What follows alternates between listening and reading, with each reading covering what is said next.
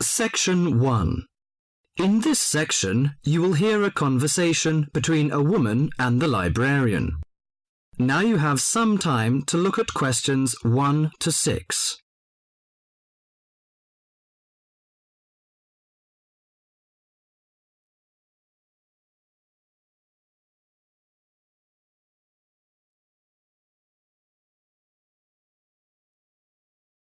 Now listen to the talk and answer the questions 1 to 6. Good morning. Good morning. Can I help you? Yes, I'd like to join the library. We're new to the district, you see. Certainly. Well, all we need is some sort of identification with your name and address on it. Oh dear. We just moved, you see, and everything has my old address. A driving license, perhaps? No, I don't drive. Your husband's would do. Yes, but his license will still have the old address on it. Perhaps you have a letter addressed to you at your new house. No, I'm afraid not. We've only been there a few days, you see, and no one's written to us yet. What about your bank book? That's just the same. Oh dear, and I did want to get some books out this weekend. We're going on holiday to relax after the move, you see, and I wanted to take something with me to read. Well, I'm sorry, but we can't possibly issue tickets without some form of identification. What about your passport? What? Oh, yes, how silly of me. I've just got a new one, and it does have our new address. I've just been to book our air ticket, so I have it on me. Well, that's all right. Your ticket will be ready soon. Okay, how many books am I allowed to take out? You can take 4 books out at a time, and you can also get 2 tickets to take out 3 magazines or periodicals. Newspapers, I'm afraid, can't be taken out. Oh, that's fine. Do you have a record library? Some libraries do, I know. Yes, we do. You have to pay a deposit of $5 in case you damage them, but that entitles you to take out 2 records at a time. That's good. Could you show me where your history and biography sections are, please? Yes, just over there to your right. If there's any particular book you want, you can look it up in the catalogue, which you'll find just around the corner. You can also find a touchscreen information service on level 2. Thank you. Oh, and how long am I allowed to keep the books for? Well, the normal loan period is 3 weeks, with 2 weeks extension. Oh dear. We're going away for 4 weeks. Can I renew them now? I'm afraid not. You must do that at the end of 3 weeks. I see. Thank you very much.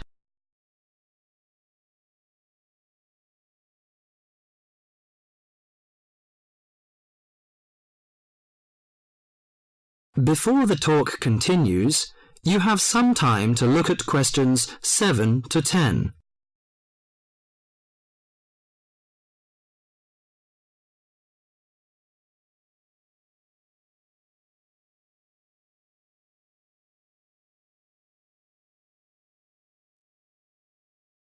Now listen to the talk and answer the questions 7 to 10. Well, let's go into some details. Your name, please, madam? My name is Barbara. The surname is Cooper. It's spelt as Cooper. Fine. And what's your contact number? If we have new books coming, we can contact you in time. Good. You can call me on 723-6518, but it's better after 5 p.m. You know I have to work during the daytime. Do you need the office number? I don't think so. It's enough. Could you tell me the address? I lived in King Road, but of course you need my new address. It's 25 St. Mary Road, Hanwell. That's Hanwell. Is that right? Yes. Do you need the passport number? I just brought it with me. Here you are. Yes, thank you. The number of your passport is G5798-0942. OK, and your ticket is ready. The number is M930123. Thank you. Could I take a look around and check out some books? Of course, as you like. That is the end of section 1.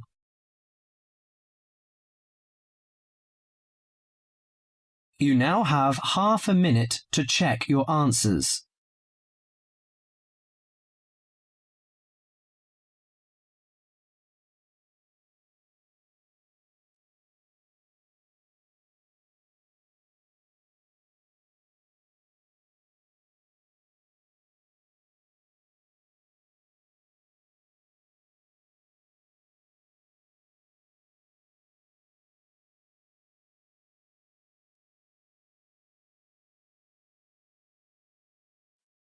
Section 2. In this section, you'll hear an introduction on cheese making. You have half a minute to read the questions 11 to 20 first.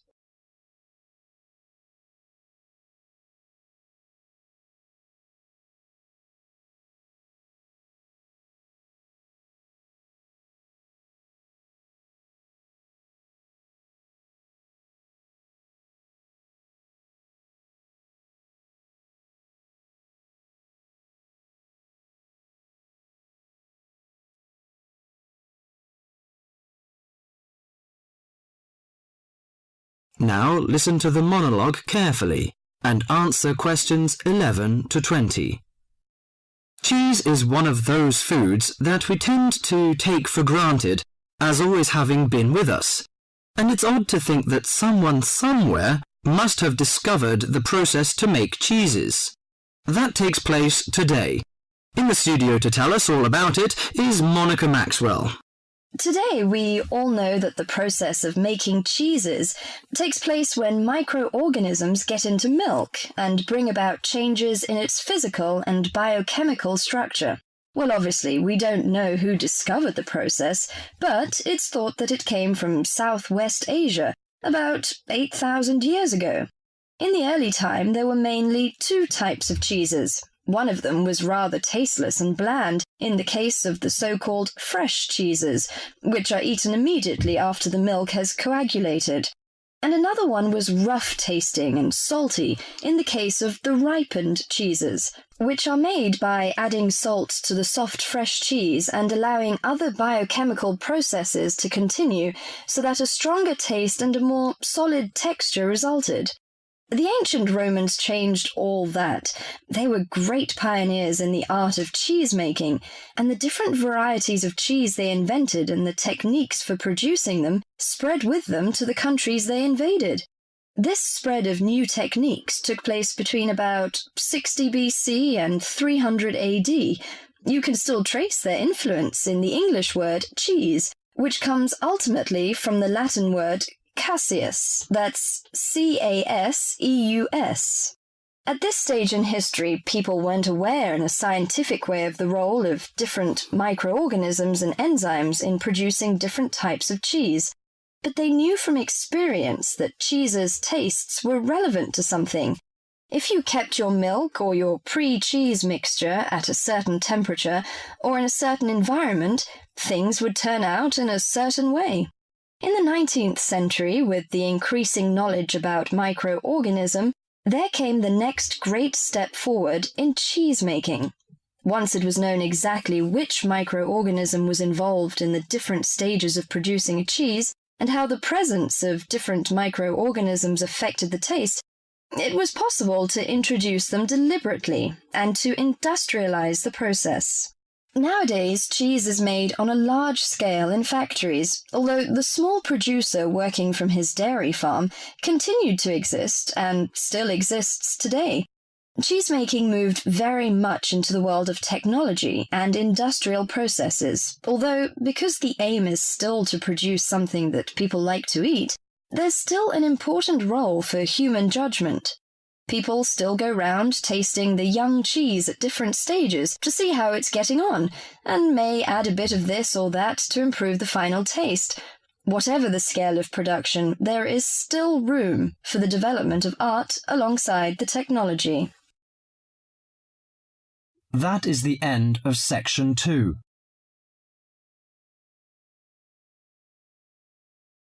You now have half a minute to check your answers.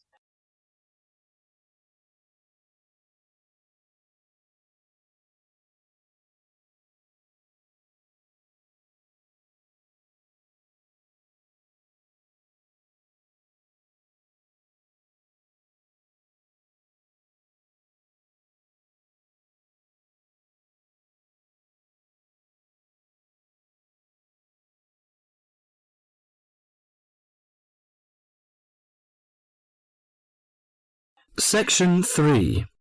In this section, you will hear a conversation between John Watson and several environmental science students. Now you have half a minute to read the questions 21 to 30.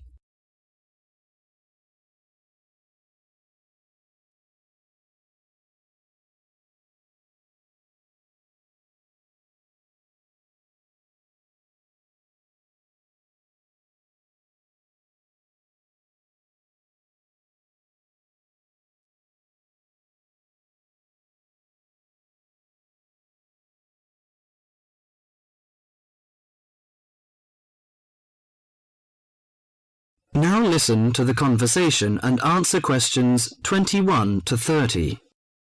Good morning, everyone. I'd like to introduce our guest to you, John Watson. We're delighted to have John with us today to share his views on conservation. As environmental science students, I know you'll have a lot of questions. So let's kick off by asking him to tell us how he got involved in the environmental movement. Thank you, Deborah. It's nice to be here. When I was 7 years old, back in the 1940s, my father bought 200 acres of land on the central coast of New South Wales in eastern Australia. The marvellous thing about it was that it was virgin bush. In other words, completely natural. But this kind of country doesn't exist anymore. Oh, what do you mean by that?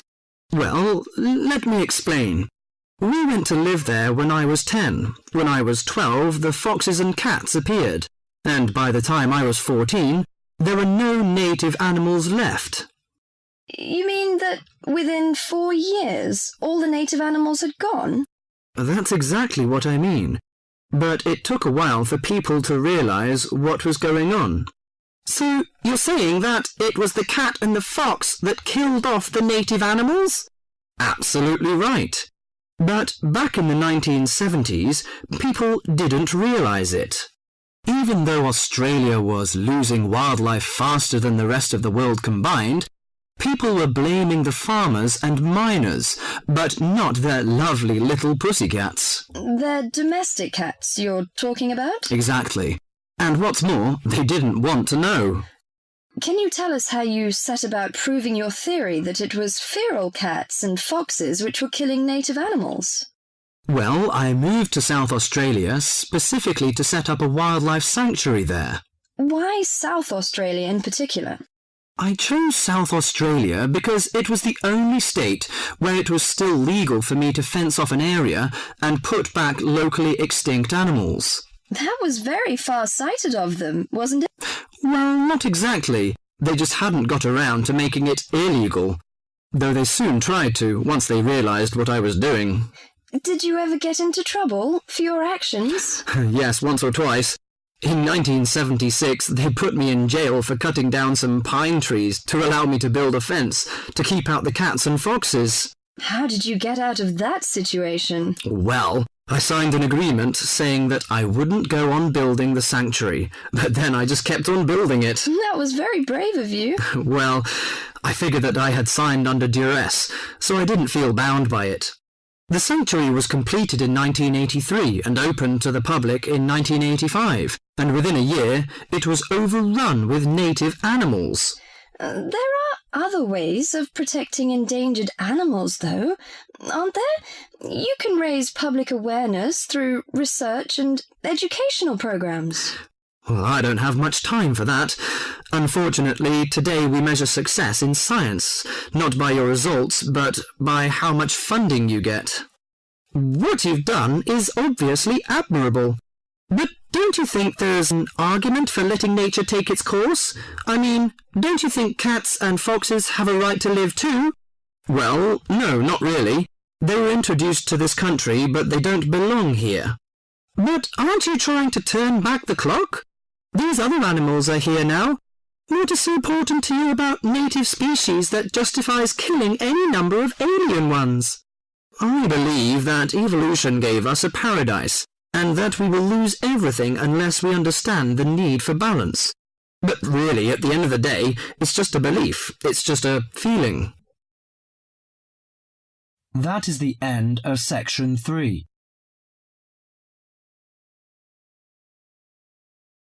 You now have half a minute to check your answers.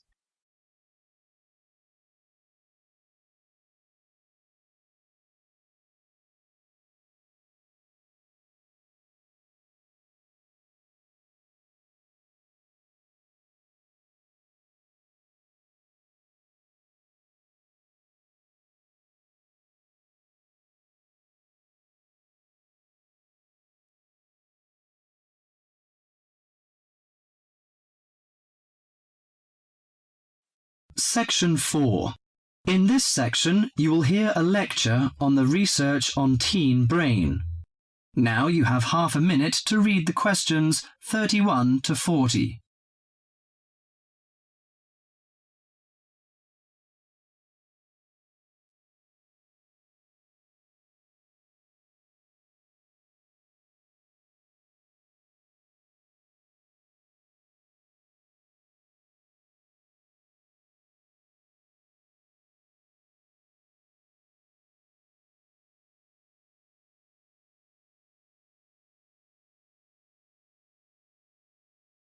Now listen to the lecture and answer questions 31 to 40.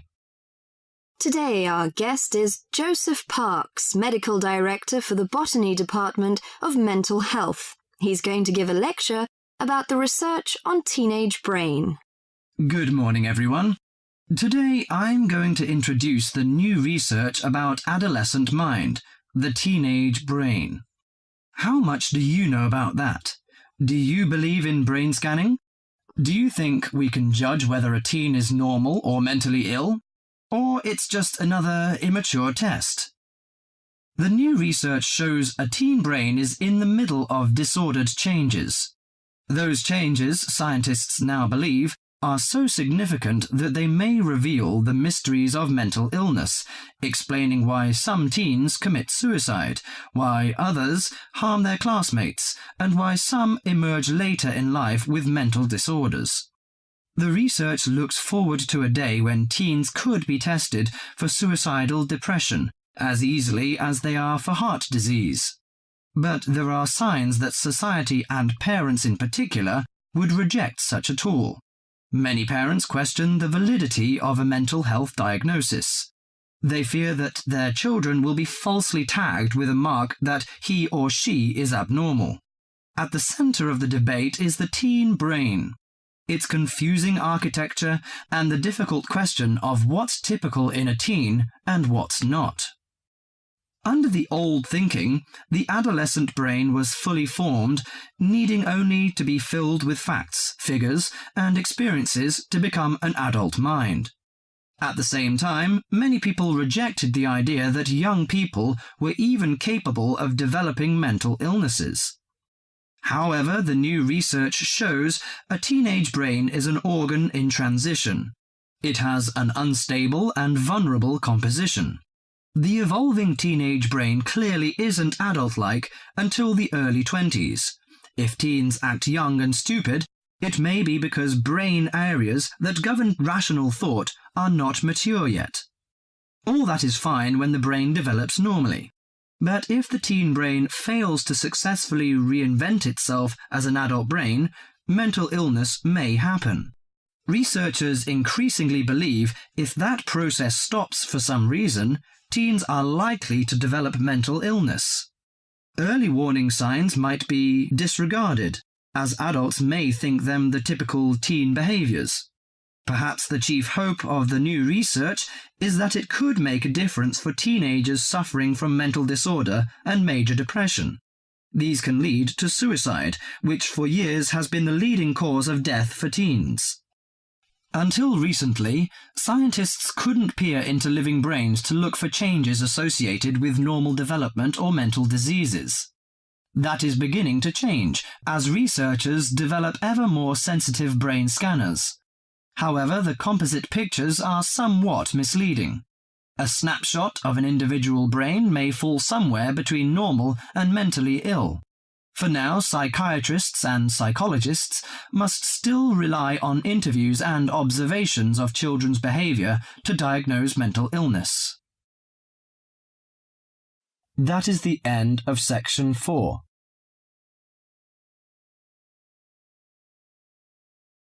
You now have half a minute to check your answers.